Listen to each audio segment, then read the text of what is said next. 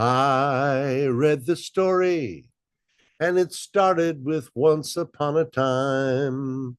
Hey, how you doing? Welcome, welcome, welcome. Thanks so much for stopping by. Really appreciated our weekly get together talking about books and music. I'm your host, Tom McAuliffe, author extraordinaire, author of now 33 books. Yeah. Check me out at www.authortommcauliffe. We got a great show for you this week. We've had some really good guests here recently. I was just kind of looking at we had mystery author Amanda Hill, we had Perry Worrell, Tony White, Academy Award winning or nominated animator, and D.L. Tillery, of course, the mistress of horror for Halloween. That was fun. Well, we're getting ready for Thanksgiving, and there's lots to be thankful for. And we're going to have Tom's top 10 Christmas wish list, where I basically go through all the software and tools that we authors use, and I make some requests for some gifts. And of course, this week we'll have the top 10 fiction and nonfiction books, and the top 10 audiobooks, and the top 10 CDs.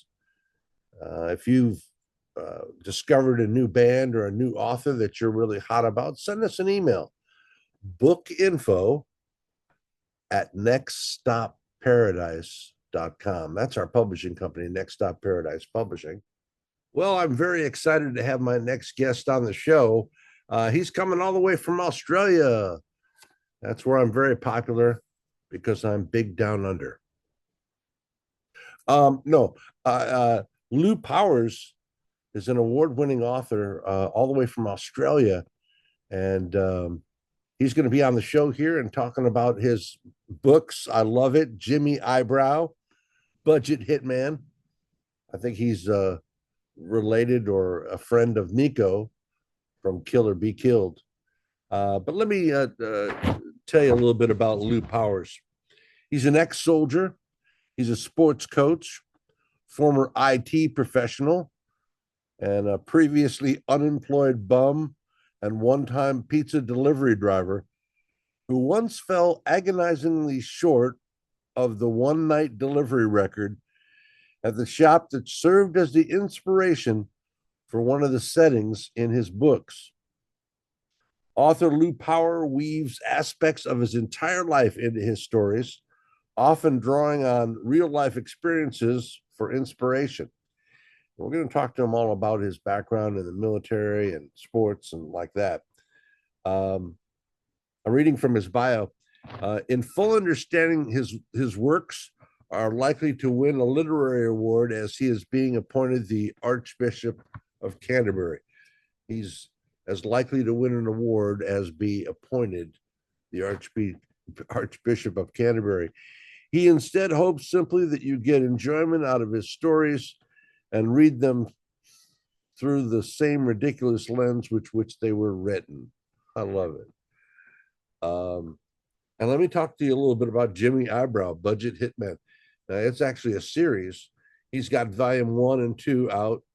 They're in paperback, and I believe they're ebook as well, but we'll talk to him about that. When second best is all you can afford and a half-baked job will suffice, you need Jimmy Eyebrow, Budget Hitman. Da-da-da-da. Stumbling into the hit business purely by accident, this low-rent convicted underwear thief burst onto the contract killer scene with a ferocity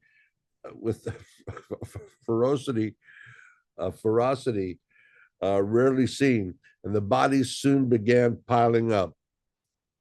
So if you need the job done, and you can live not only with the consequences, but also with the trail of collateral damage leading straight to your door, Jimmy Eyebrow is your man.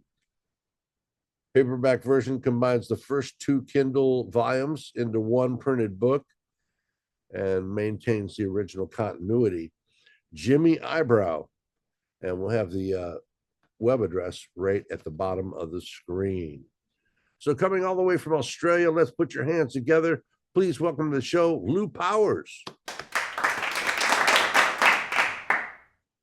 Good day, mate. Cheers. Tom, how are you? Going well. You know, I came across your book through a site called Get Authentic Book Reviews, I think. But I it just grabbed me right from the get go. The premise of the book: Jimmy Eyebrow, budget hitman, um, just stellar. Give me a lineup of your books. The first story arc came around with a 2 volume book called Discreet Rear Entrance, and yes, take that as you will. And the new book is now released last week, doing a an official book release here in Australia. Next week, in-person book release. The new book is, and I have an edited copy here, the Ooh, full package. wait, So show there's that three again. books at the moment. Show that again. The full package. Very cool. A few edits there, huh? Aha, quite a few, yes. That's Just when where you do you think that you've got it, just when you think that you've got it done, no. Yeah, you know, and even after paying an editor, even after running it through applications like Grammarly and Pro Writing Aid, I don't know what it is, but there's always one or two little typos. The space is not there, or you know, it's just That's right. the gods of writing, I guess. Indeed, indeed. Okay, so that's coming out next month then. Yes, And where did yes. you come up with your idea for art? You know, how did you do the cover, or was that an artist? Was that AI or? I've done most of it myself. It's all computer generated. I'm not an artist per se. In that way, I can do landscapes. As with a lot of people during the COVID times, I got into a bit of Bob Ross painting. So Make so friends, I've done a make lot of friends. landscapes. Yes, make friends with a tree. Exactly, exactly. um, so I do have a little bit of an art background. I wouldn't be able to do something like that on canvas, but I can do it digitally. Yes. Well, I just love them. They're very eye grabbing, and all of them have a certain style to them. And we'll show them some of them on the screen as well as with a link to your website. So that's coming up, and then what do you got planned after that? The next 2 books in this particular eyebrow story arc are already up here. So I've got a fair idea where they're going. The next project out of the gate, though, is an anthology of short stories, because in the first 2 books, and as you've read the first 2 books, you'll know what I'm talking about. A lot of the action happens in pizza shops. There's quite a bit of pizza shop uh, action running through the whole thing. And the interesting thing about the books is that the feedback I've got from people is that um, it's not always Jimmy Eyebrow who's the main character that they resonate with. There's a number of characters in it, and a lot of people really enjoy the pizza shop interactions. And so there's going to be an anthology of pizza shop stories from the 3 main pizza shops within the first two books. They give you more of a background about how these pizza shops came to being. Some of the stories will involve Jimmy Eyebrow, some will predate him, but it will be a lot of background information about how these pizza shops came into being. And are pizza shops very popular there in Australia? Yes, yes, and every single person who's read the book here in Australia who's given me feedback says about Jimmy Eyebrow's pizza shop where he hangs out. They say, "I know that pizza shop." 2 slices, please. Um, Yeah. all your titles are available as books, ebooks, audiobooks too. Yes, on Spotify, the first two books, Discreet Rear Entrance, is available on Spotify. the full package will go up there after its launch as well. There's a joke in that title. I'll leave it alone, but you can feel there's a joke. That's a great title. If you came across that on the shelf in the bookstore, that's going in the bag, man. That's the idea. So let me just ask you a couple of quick questions. Tell me a little bit about your soldiering background, your military background. I was in the Australian Army for several years. Started out in infantry, ended up as a medic. Oh, wow. Yes. The Australian Army tends to be more of a stay-at-home gig, a peacekeeping gig. So, fortunately, during my time in the Army, there were no overseas deployments or anything. So that was good. Well, I'm getting ready to. We're taking a look at the end of 2026 to come, and my grandfather, Tommy McAuliffe, armless golfer. That's my book, Mr. Mulligan.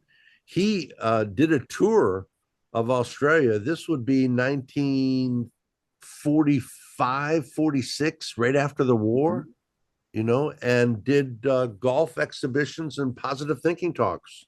So you served in the military there. Do you think that things like that in a person's background helps their writing? Do those experiences find their way into your books? I don't think the military aspect has too much. Possibly in the new book, without giving too much away, there is a little bit more action in this one that does have a little bit of a military undertone going there. So I'd like to think that I've captured that pretty accurately. In your off time, what kind of books do you like to read? I believe it or not, I'm more of a non-fiction person. Oh, Uh, yes, not non-fiction person. I do like a lot of science books. I like reading about science from a fiction perspective. I I like Charles Dickens. I'm a bit of a Dickens fan, wow. and without here's where it will probably sound like I'm getting up on my high horse here, but there's actually probably a little bit of a Dickens feel to some of these stories here, and it's not like I'm saying, oh no, he's the next Charles Dickens. No, it's Charles Dickens with a lot of his stories. He had a lot of multiple characters in the stories, and a lot of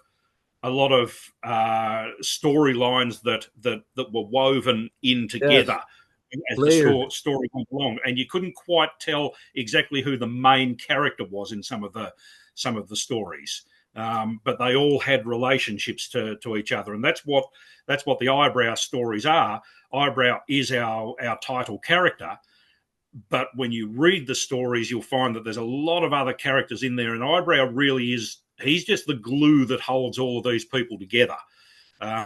He's like the central character, but there's a lot of other stuff going on around him. Well, he's one of my favorite authors too. Very layered. Um, how appropriate for today, eh? It was the best of times. It was the worst of times. Yes. Yeah. Um, so we talked a little bit about where the stories come from. But you like nonfiction. That's kind of interesting. What made Jimmy become an underwear thief? I was just trying to think of what would be a rather repulsive background for him. That how could I put it?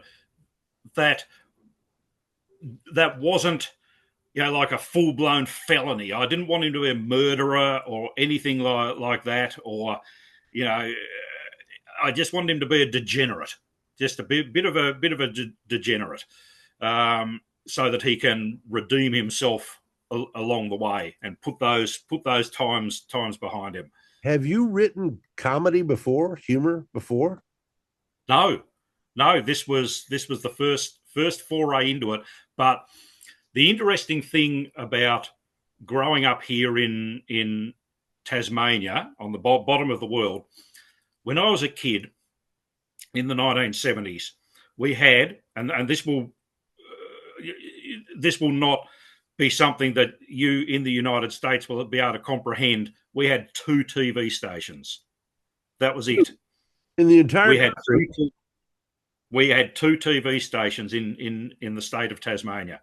We had the commercial station, and we had the ABC, which is the federally funded public. That's like our NPR. Yes, yes, and so kids my age, people from my generation, we were brought up on a steady diet of BBC comedies and BBC shows from the UK that came in via the ABC, which was the public broadcaster. And so you'll find that a lot of people here in Tasmania and in Australia of my vintage have that similar sort of sense of humour, and we can really dig into how comedy structures are and how you build something up until a mighty crescendo at the end, which is the hallmark of the British comedies, I think. It's called a punchline, sir. But yeah, Yes. And I love books like that, that are fun to read, not just, sometimes I think we as authors, we get all this information and we want to kind of provide it to our readers, and sometimes it turns into an info dump and we forget about that it's supposed to be fun. Yes, that's right. And that's the whole purpose behind these books, is to just be a fun ride. That's all I want it to be. When someone gets to the end of it and says, that was an enjoyable read, then I've done something right. What do you do? Can I ask what you do for a living in a regular job? Very, very boring. I'm in the IT field and I work for a local council. Wow. Describe for us a little bit about your writing process. Would you say that you are a pantster and you just fly by the seat of your pants, or are you a plotter and a planner and do outlines and like that?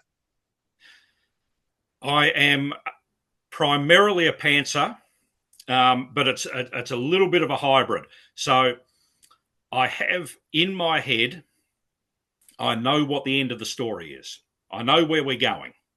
So I've got that. Then I need to work out how we're getting there. And that involves a lot of the pantsing process. So I just write. And probably when I'm about 3/4 of the way through, then it comes time to tighten it up a bit. Make sure I've got no plot holes. Make sure all the timelines are in order. And that's when I start doing a little bit more of the planning. I get the sticky notes out. I start putting them up and make sure everything's nice and tight so that I can bring it home. But certainly probably about the first 3/4 of the process, it is just absolute chaos. And did you mention to me that you are doing audiobooks, or are going to, or they are available, or? Yes, Discreet Rear Entrance is already on Spotify, and the full package will be after it's launched. Do you foresee more people buying that? I mean, would you say that ebooks and print books or audiobooks are most popular in Australia? I think it's the ebooks from what I'm seeing in my reports that are coming from Amazon. I certainly think that it's the ebooks that are outstripping the print books these days. That's the one good thing about the big A, man, is it's everywhere. I mean, Yep. everywhere, and they've got everything. I was out Yep. the other day and I came across outhouses. They have Yes. they have doo-doo shacks that they can sell, and you put them together in your backyard. It's it's crazy. I always like to support independent bookstores.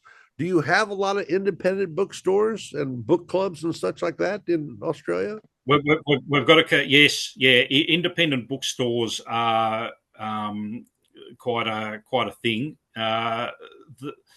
where I live in Hobart, which is in Tasmania, bottom of the world. So we're the last stop before Antarctica down here. We've got, I would say, probably 3 or 4 independent bookstores in town, and they're very well patronised as well. People really enjoy the independent bookstore experience. Have you thought about, you probably have, and probably been approached about making this into a movie or a video like that? He's just a great character, man. I think it would really lean towards that, Tom. I think it would be a great movie or streaming, mini series or something like that. So, what I'm looking at doing is getting this third book out the gate. We'll get some traction on that, and then I think it is time to start sitting down and thinking, where can this go from here. Uh, sadly, I don't think the future is in printed book unless you're a big name or a big celebrity or something like that. I think the future certainly is in the moving media. So yes, I think it would be something that I'll be looking at to explore those options. Well, I found it interesting that you, instead of an author website, um, directly about you established a website for Jimmy. Jimmy's got his own Yes, website. yes, and I've got to put the disclaimer right down the bottom. It says, "Just so you know, you can't actually hire a hitman from this website." I This saw is that. That's hilarious. And can people buy the book right there at the site direct? No, it will still direct them to Amazon. I've done the sums on it, and trying to fulfill those orders myself. It's just not cost effective for people. By the time I get the books here and then ship them back out, they're much better off buying direct from the source.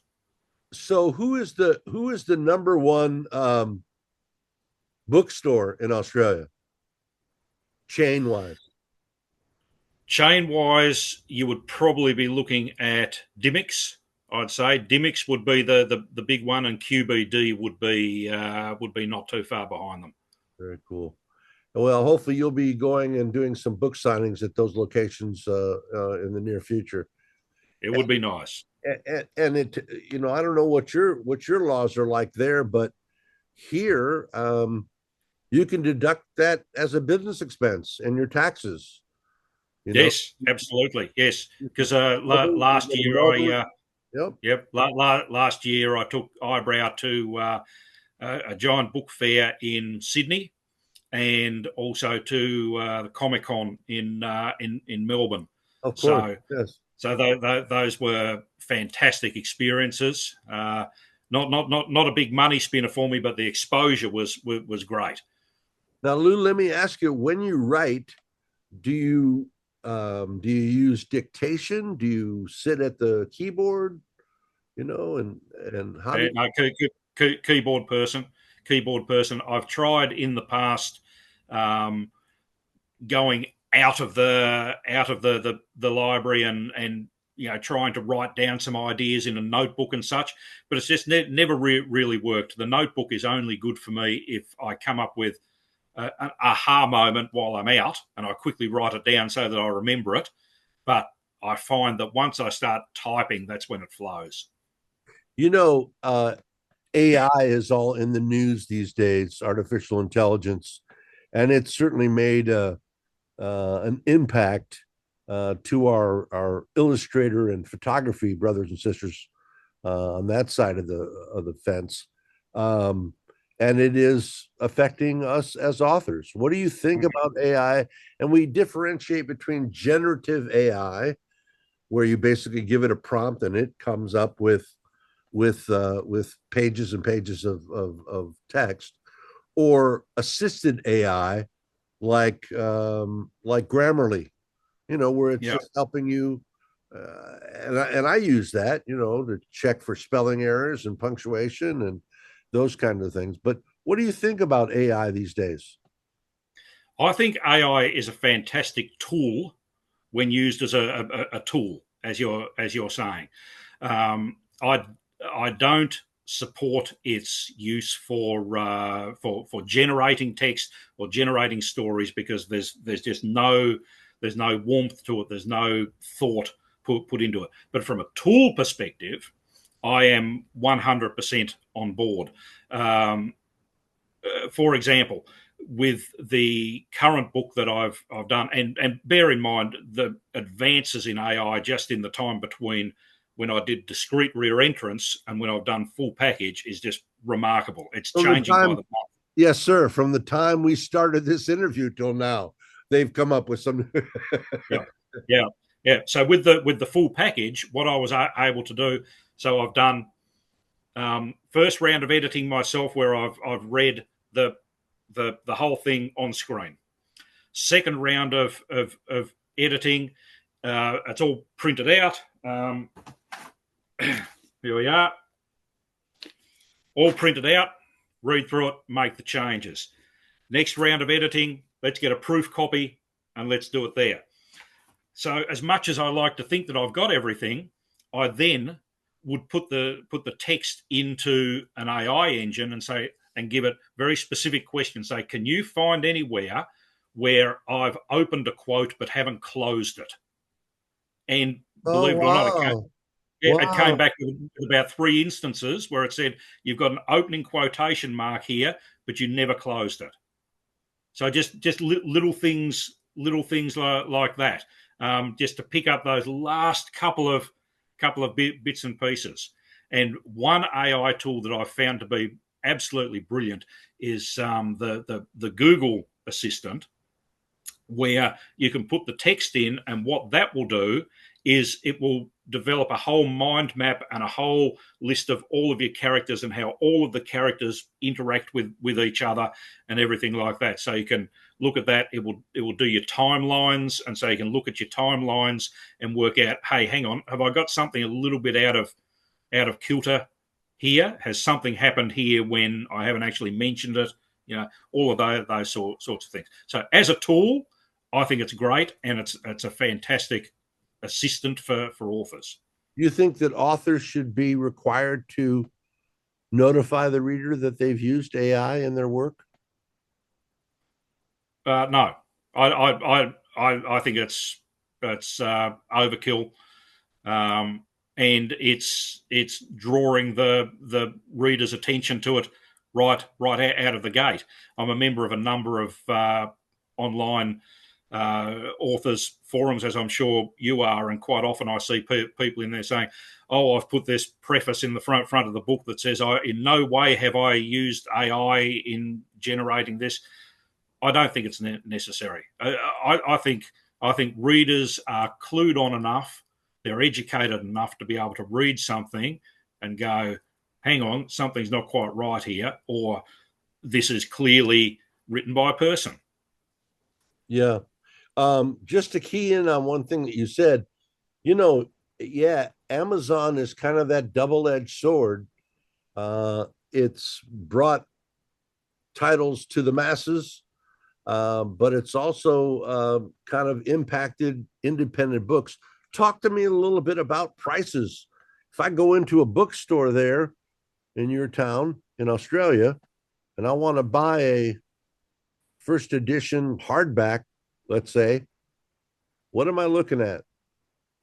First edition hardback, you'd probably be looking at about 45 Australian dollars, which would probably come in at about 30, probably about 30 US dollars. Interesting. Interesting. Um, have you always looked at this kind of genre, or have you ever considered writing, you know, a romance novel or some other kind of subject? Not, yeah, not a romance, science fiction, definitely. I could get into that, and believe it or not, I've actually got some ideas bumping around in my head for kids' books. I begged you to get therapy, sir. I begged you. Now let me ask you, who is on your shirt? Christopher Walken. Oh, what a What a great Kevin Pollak does the best impersonation of him. Wow, you know, Yeah. He's uh, a great actor, a great actor. well, I always ask my guests this one question about the one thing, and that is, if there was one thing that you wished readers knew about your books, what would it be? It would be about how fun and enjoyable they are. Just no moral message, no sermonizing. It is just fun. And how long are they? Just how many pages in that book you showed up? The full package is a bit bigger than the previous ones. We're at 390 with the full package, so it's a pretty hefty story. This one, the first two are a bit lighter. They're only in the 280 sort of area. And I noticed that the color markers on the side of the book are those color coded for a reason? No, no. It's just that the pack just had 20 of each particular color. So no method to the madness there. Well, please come back and after the book is out, um, maybe I can in, ask you to read a little bit from the new book, just a couple of paragraphs, maybe. A few paragraphs from the new book. That would be Uh, exciting. um, I know we didn't plan any of this. no. Here we are then. Well, I've just opened it up to a chapter called "The 9 Cent Nightmare." The 9 Cent Nightmare. The Take it nine cent away. nightmare. Lou Power. Yes. So what's happened here is that the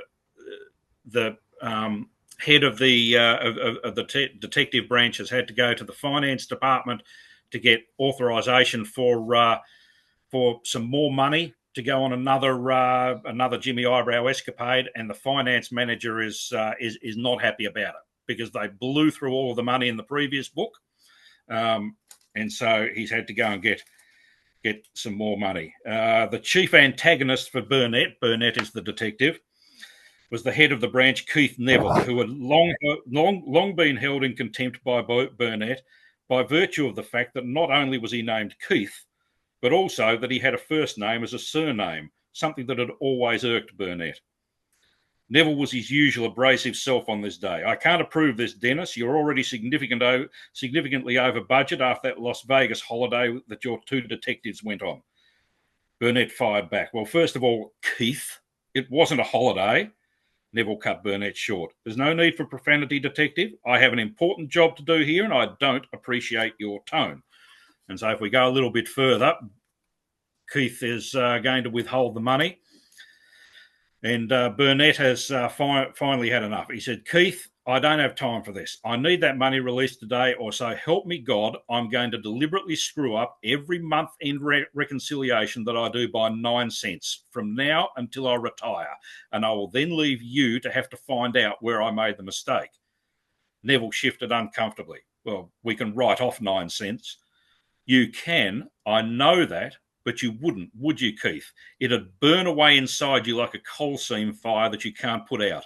You'd wake up with night sweats trying to work out where the error is. Is that what you want your future to be, Keith? Every month, the same recurring nightmare?" Neville shifted uncomfortably. "I'd prefer not." "So what's happening here?" "Look, under these circumstances, I can accept operational matters as the purpose, even though it's rather vague. I will, however, be recommending that you attend the next fiscal responsibility training course that's being run. If that's what it takes to get the money released, Keith, then I will be there with great enthusiasm." Wow, outstanding, outstanding. Um, that's exciting. Jimmy Eyebrow, budget hitman, pre-ordered now on Amazon, and Oh, yep, check out already there, ready to go. check out the website at the bottom, right along here. Lou Powers, thank you so much for coming by. I really appreciate it, and come by and see us again, will you? Absolute pleasure, Tom. Great to be here. Well, let's see kind of what's happening in the news. We've got some stuff going on. The AI trial about using books without permission to train AI, and some other stories here. Let's talk about it. D. All the news from around the world coming to you now live. Let's take a look. George Takei from Star Trek. He's going to be the lead guy for Banned Books Week, which is coming up. And this was a story in the New York Times. He says, please stand with me in opposing censorship so that we all can find ourselves and each other in books. He's an actor and activist, as you know, and he is going to be the lead guy for the American Library Association's. He's 88 years old, and the Banned Book Week was October 5th through the 11th. It's the first week in October every year, put on by the American Library Association. So that was kind of cool. Previous chairs of Banned Book Weeks include LeVar Burton, Jason Reynolds, actor Robert Redford. And so we missed it this year, but I just wanted to mention that because I did see that in the paper. Banned Book Weeks every year, the first, and that's just so important. I don't like to talk politics on the show, but one of the things that the current administration is proposing, or some supporters of the administration are proposing, is to privatize libraries. They want to make libraries, and there's a few libraries, from what I understand, around the country who have gone the private route. You basically need to join and become a member and pay a yearly fee, and you get a membership card, and then you can take out books and CDs and stuff like that. They do not believe that the United States government should be supporting libraries, which is very alarming. And then, of course, there's the whole, things like Banned Book Week, where we have to highlight the fact that they want to pull out books. And I've never heard of such a thing. But yet in the county right next door to mine, they are just brazen about it. They put up biblical quotes on the wall and pictures of Jesus and all that. And look, don't send in letters. I'm a big fan of the Nazarene. He's a personal friend of mine. Okay. So, but there's a reason why the founding fathers had a separation of church and state. And, I'm reading a book by John Adams. I should bring that on the show. I think I will next week. And one of the things he was saying, he's one of our founding fathers, helped write the Declaration of Independence, the Constitution. He said, we never intended it to be a profession. You were supposed to go and serve your fellow citizens and go back to being a blacksmith, a rancher, a farmer, whatever it is you did. Never intended it to be a profession. We have people up there on the Hill in Washington who have never held a regular 9 to 5 job, never been in a supermarket, never filled their own gas tank, never known what it means to meet payroll. And that's got to change. We need to get average people to run for public office, go and serve, and then go back to whatever it is you want to do. Well, there is no better source about book information, about new books, book reviews, than the New York Times. They're just, maybe USA Today, but I love to read the book section. And here is a wonderful thing about books that they're looking forward to, books that readers are looking forward to and are excited about for this fall. It's an article published on September 19th. Let me just read a little bit. Earlier this year, we began adding a new feature to our articles, including our seasonal previews and weekly editor's choice columns, enabling readers to save the books they've read and the ones they want to read. Thousands of you have made good use of it by adding titles to your personal reading lists.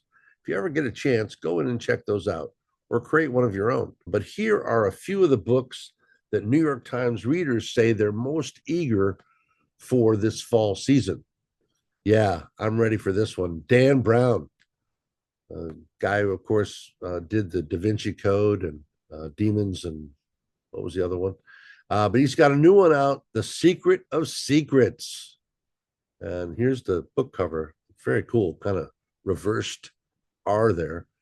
Dan Brown, The Secret of Secrets, the hero of the Da Vinci Code, returns for his 6th adventure unraveling a shocking conspiracy in the streets of Prague.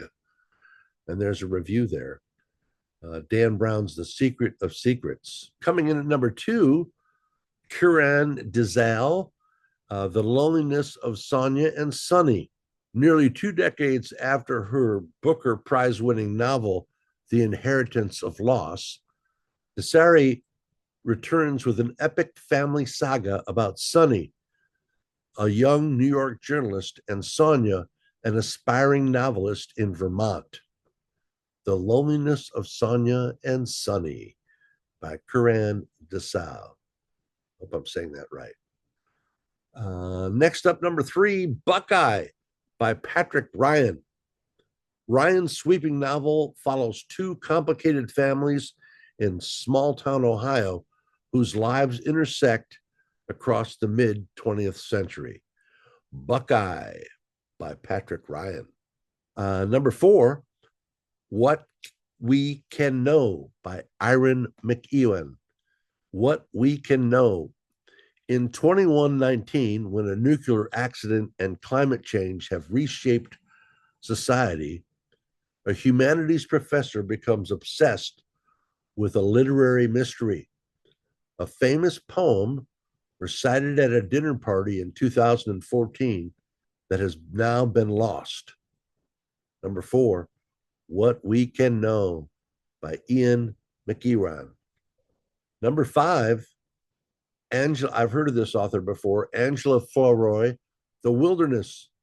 Flournoy's saga of Black millennials' friendship follows 5 women over 20 years, charting careers, pregnancies, divorces, and deaths against the backdrop of the evolving American political landscape. That looks interesting. The Wilderness by Angela Flournoy, number 5. Number 6, The Killer Question by Janice Hallett. It's a whodunit. It centers on a rural English pub and the locals who populate its Monday trivia night and the team of suspicious outsiders who begin to dominate the weekly game right after a dead body shows up in the nearby river. The Killer Question, number 6 by Janice Hallett.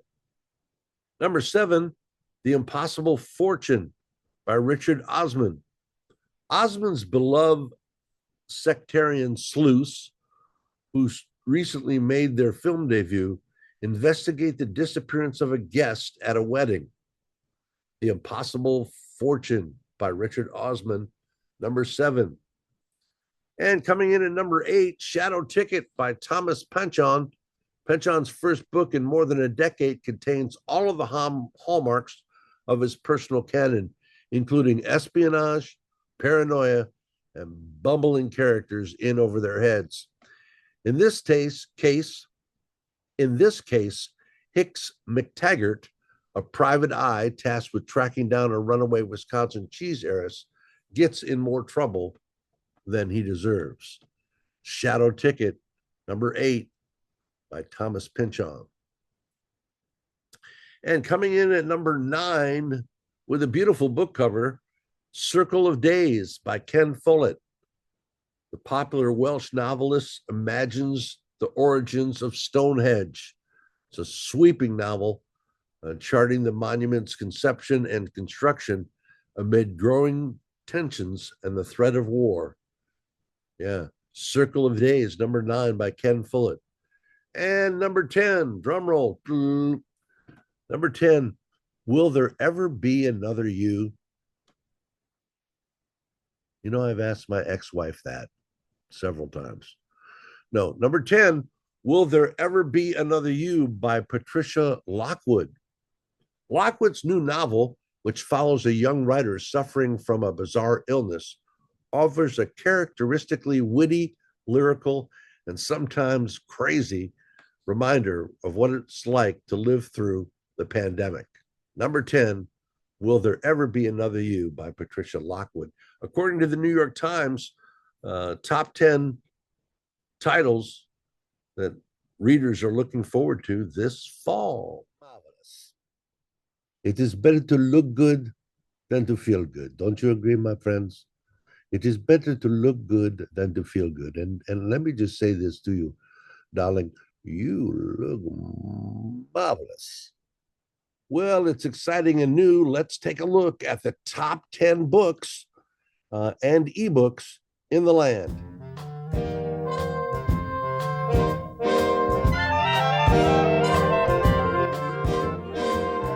Those fingers in my hair, that sly come hither stare, that strips my conscience bare, it's witchcraft.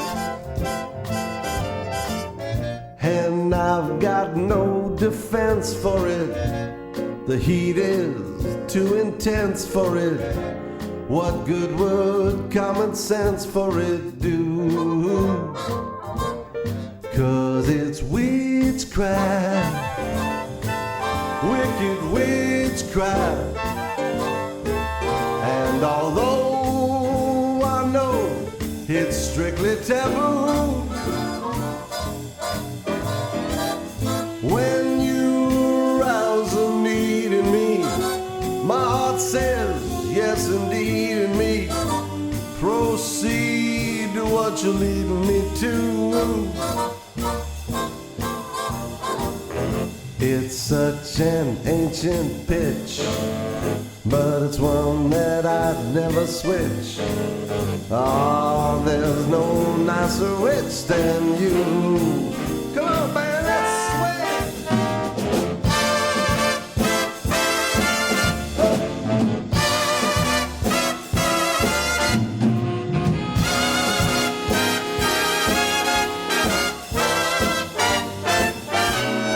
'Cause it's witchcraft, wicked witchcraft.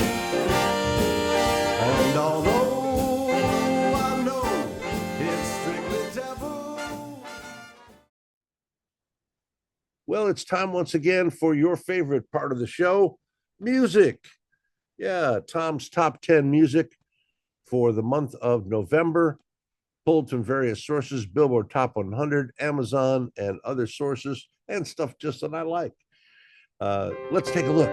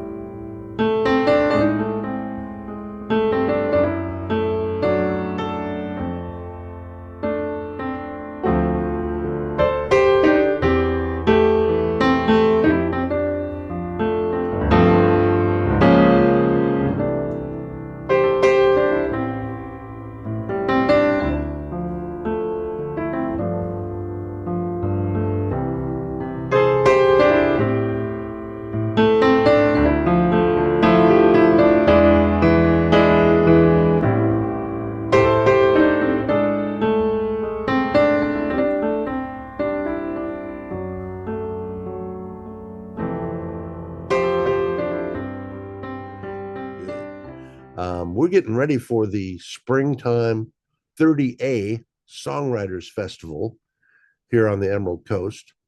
The Emerald Coast is from Pensacola all the way over to Panama City. And we call it the Emerald Coast mostly because the water is emerald green. It's beautiful, like tap water. Yeah. And I was in there and swimming with the turtles just the other day. Teddy the turtle stopped by and talked to me from my book Soft Shell. See how I work it all in? I'm in deep need of therapy, as you can see. What else we got coming up? Well, Author Nation is happening or has just happened, and in Lost Wages, Nevada. And we're going to have some coverage of that. Nobody got arrested, so that's a good thing. I didn't go this year, but I'm definitely going to go next year. And that's, a major expense. And such. That's the other thing. I'm doing a lot of book signings now. I've got one coming up at BAM in Pensacola, one in Fort Walton Beach, a Barnes and Noble over in Panama City, Ooh, and then my favorite independent bookstore, Sundown Books, Sundog Books, and that's in Seagrove Beach. That's where they filmed Truman, with Jim Carrey. Jim Carrey, yeah. Boy, look at how low the creek is. I mean, usually the water would be, almost up to that tree there, and babbling, the babbling brook.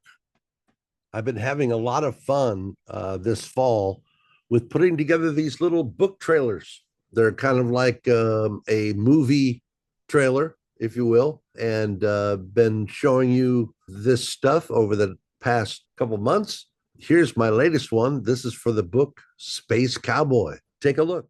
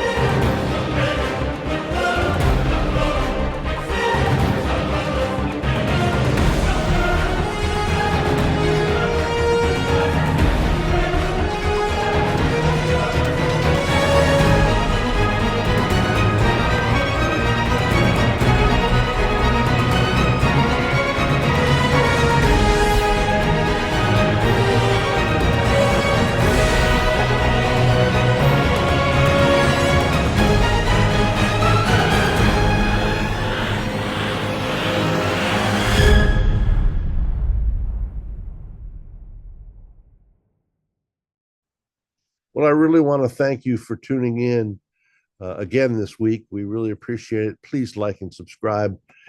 I'll sacrifice my first child to you.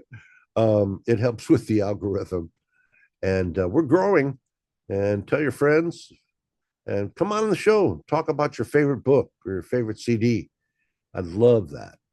Or if you want to send me an email, you can use the address right down here, bookinfo@nextstopparadise.com. You take care of yourself, go out there, listen to a song, read a book, and you make it a great day.